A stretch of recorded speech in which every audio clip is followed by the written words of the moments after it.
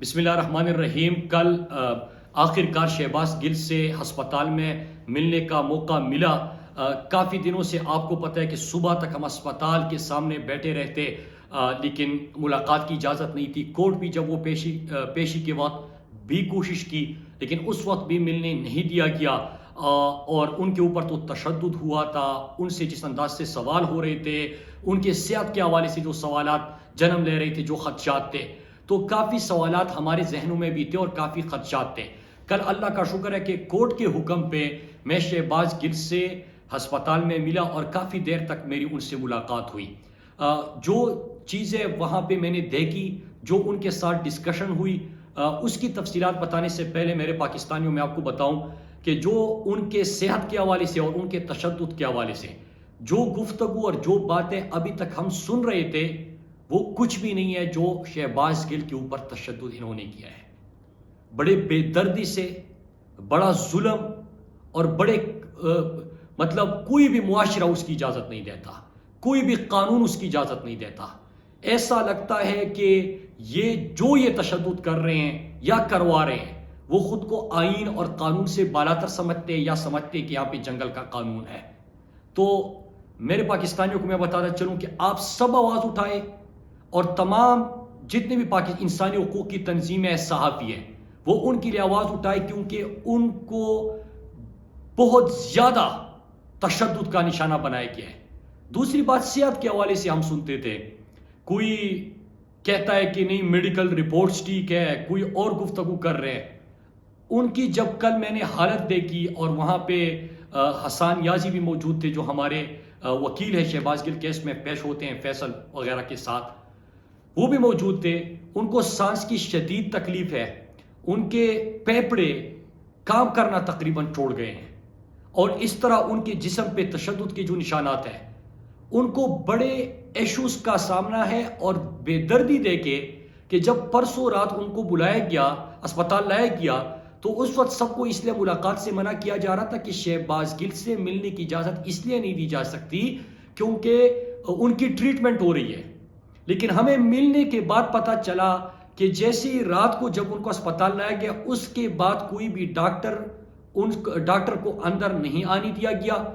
غیر ضروری لوگ جو کہ اس کو سائیکولوجیکلی ٹارچر کرے، ان سے غیر ضروری سوالات، اور ان کو اسپتال میں غیر ضروری لوگ ان کے ساتھ بٹھائے گئے۔ حالانکہ ان کی حالت خراب ہوتی ہے، سانس آنے میں دشواری ہوتی ہے، وہ کوشش کرتا ہے کہ وہ آواز دے، اور کوئی وہاں پہ آتا نہیں ہے ڈاکٹر۔ اگلے دن میں وہی بات بتا رہا ہوں جو میں نے وہاں پہ اسپتال میں خود دیکھا اور مجھے بتایا گیا۔ اگلے دن پھر صبح کے بعد نرس کو بلایا جاتا ہے کہ شہباز گل کو ذرا دیکھیں کہ اس کی طبیعت کیسی ہے۔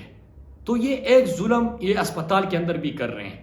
اور تیسری چیز جو میں نے وہاں پہ نوٹ کی، اور کچھ میڈیکل رپورٹس ان کے ہیں بھی، میں اس کے اوپر زیادہ بات نہیں کروں گا، لیکن صرف قوم کو آگاہ کرنے کے لیے بات بتا رہا ہوں۔ زیادہ بات اس لیے نہیں کر رہا کیونکہ ان کی وکلاء کی ٹیم ہے، وہ بہتر سمجھ سکتے ہیں کہ انہوں نے کون سی بات کہاں پہ کس وقت کرنی ہے۔ لیکن میں اتنا بتا دوں کہ ان کے میڈیکل رپورٹس بھی چینج کروائے جا رہے ہیں، اور اس کی ایک جو ان کی حالت خراب ہے، اس کے میرے پاس ایک ثبوت بھی ہے۔ تو یہ وکلاء بہتر سمجھتے ہیں، لیکن میڈیکل رپورٹس تک چینج کیے جا رہے ہیں۔ اب میں یہاں پہ یہ بتانا چلوں کہ ایک تو فوری طور پر ایک انڈیپینڈنٹ میڈیکل بورڈ کی تشکیل ہو، تاکہ وہ یہ پورا ٹارچر اور جو ظلم اس کے اوپر ہوا ہے وہ تمام چیزیں سامنے لے کے آئے، وہ تمام حقائق سامنے آئے۔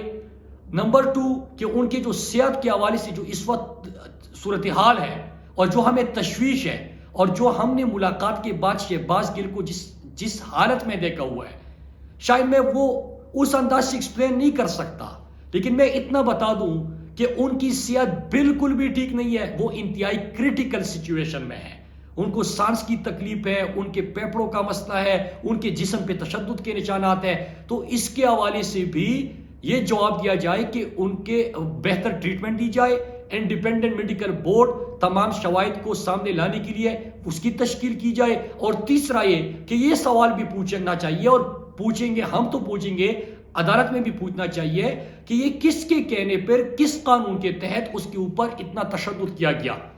اب آ جاتے ہیں بیان کے اوپر کہ شہباز گل نے ایک ٹی وی چینل پہ بیپر دیتے ہوئے کیا کہا تھا. ذرا سنیے گا میرے پاکستانیوں. ابھی تک شہباز گل سے اس کے بیان کے حوالے سے کوئی سوال نہیں ہوا. ابھی تک اس سے یہ نہیں پوچھا گیا کہ آپ کے بیان کا مقصد کیا تھا, کیا آپ اس کی تشریح کریں گے, وضاحت کریں گے, معافی مانگیں گے, یا آپ نے بیان کس تناظر میں دیا تھا, اس کی خود وضاحت پیش کرنے کا موقع. اس طرح کچھ نہیں ہو رہا. ایک ہی چیز ہو رہی ہے, عمران خان سے بات شروع ہوتی ہے, عمران خان پہ ختم ہو رہی ہے. عمران خان کے خلاف اعترافی بیان دے دو, ہم کچھ دیں گے, وہ مان جاؤ, اور پھر ختم. نہ کوئی بیان نہ کوئی اور چیز. یا عمران خان کھانے میں کیا کھاتا ہے, عمران خان ملتا کس سے ہے. عمران خان کے کھانے کی ان کو یہ فکر نہیں ہے کہ ان کی ڈائٹ کا بڑا خیال ہے ان کو. جس طرح انہوں نے 4 لوگوں کو جو گواہان تھے شہباز شریف کیس میں ان کو مروا دیا. ڈاکٹر رضوان ایک قابل آفیسر تھا, جو ٹی ٹی سکینڈل جنہوں نے پڑھا ہوا ہے ان کو پتہ ہے کہ کس پروفیشنل طریقے سے انہوں نے انویسٹیگیشن کی تھی, رپورٹ مرتب کی تھی. وہ جس بے دردی سے مارا گیا. تو عمران خان کی ڈائٹ کی فکر نہیں ہے. عمران خان کے پسندیدہ کھانے کا پوچھا جا رہا ہے. کیوں پوچھا جا رہا ہے؟ آپ تو بیان بہانہ بنا کے اس کو یہاں پہ لے کے آئے ہو. آپ نے تو یہ انتہا کر دی کہ نشف شہباز گل کے اوپر بدترین تشدد کر دیا, بلکہ اس کی ڈرائیور کی بیوی کو اور اس کی 10 ماہ کی بچی جس نے پورا پاکستان رلا دیا, جب وہ رو رہی تھی پورا پاکستان رو رہا تھا, آپ نے یہ ظلم کر دیا. آپ نے ایئر وائز چینل بند کر دیا. لیکن یہاں پہ بات ہو رہی عمران خان عمران خان عمران خان. عمران خان کے خلاف کوئی بیان دے دو, عمران خان کے خلاف کوئی بات ہمیں بتا دو. عمران خان کھانے میں کیا کھاتا ہے, سب سے پسندیدہ کھانا کون سا ہے, ملاقاتیں کس سے کرتا ہے. تو ملاقاتوں کے تو روزانہ تفصیلات آپ کے سامنے آتی ہے. لیکن مقصد کیا ہے ان تمام سوالوں کے بعد کہ عمران خان کو نشانہ بنانا. اور چونکہ عمران خان ان سے قابو نہیں ہو رہا تو کچھ بھی کر کے عمران خان کو کسی طریقے سے نشانہ بنانے کی کوشش کرے. نشانہ بنانے کی جب میں بات کرتا ہوں تو صرف سیاسی حوالے سے نہیں کرتا. جب کھانے کے سوالات ہوتے ہیں تو وہ خدشات ہمارے اور مضبوط ہو جاتے ہیں, اور ہمیں خدشات میں اضافہ ہو جاتا ہے کہ یہ کچھ اور کرنے کا سوچ رہے ہیں. جس طرح 20 مئی کو انہوں نے بنی گالہ میں ایک اٹیمپٹ کیا, اور پھر شہباز گل کی گرفتاری سے ایک دن پہلے جو رات کو وہاں پہ ان کی پلاننگ تھی, میں وہاں پہ موجود تھا, اور تقریباً 2-3 گھنٹے بعد وہاں پہ شہباز گل آئے اور پھر صبح اس کی گرفتاری بھی ہوئی.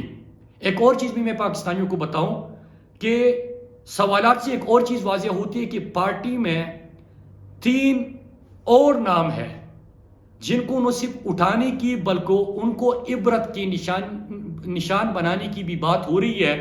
اور یہ شہباز گل سے جب سوال پوچھے جاتے ہیں تو اس میں بھی بتایا جا چکا ہے کہ پارٹی کے 3 لوگ ہیں جو کہ ان کو نہ صرف اٹھایا جائے بلکہ ان کو عبرت کا نشان بنایا جائے. اور یہ بھی ان کی پلاننگ ہے. میں تینوں کے نام نہیں لے سکتا, 3 نام میں آپ کے سامنے نہیں رکھ سکتا, لیکن میں نے پارٹی قیادت کو اس سے آگاہ کر لیا ہے.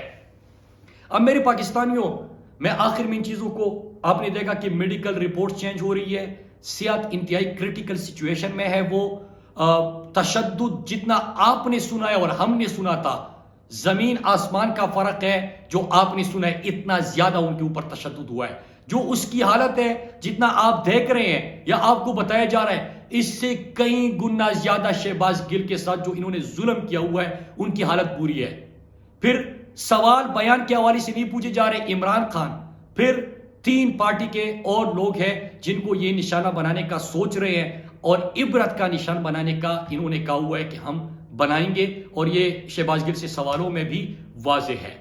آخر میں آپ سے یہ بات کرتا چلوں کہ اگر بیان کی بات ہوتی تو مفرور اشتیاری جو لندن میں بیٹھا ہوا ہے اس نے فوج کے جرنیلوں کے نام لیے تھے, اس نے فوج میں تقسیم کی بات کی تھی, بلکہ اس نے لابیسٹ سے بھی ملاقاتیں کی تھی.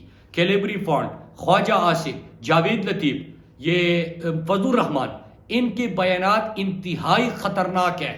لیکن بیان کی بات ہے ہی نہیں ان کے اوپر. وہ تو سارے مسلط ہو گئے پاکستان کے اوپر. میں نے تو کل بھی کہا تھا پریس کانفرنس میں کہ یہ شہباز گل کے ساتھ جو کر رہے ہیں یہ شہباز گل ہے, شہباز شریف نہیں ہے. اس کے اوپر فرد جرم عائد ہونا تھا. اس نے پاکستانی قوم کا پیسہ لوٹا تھا, انہوں نے سازش کا حصہ بنے تھے.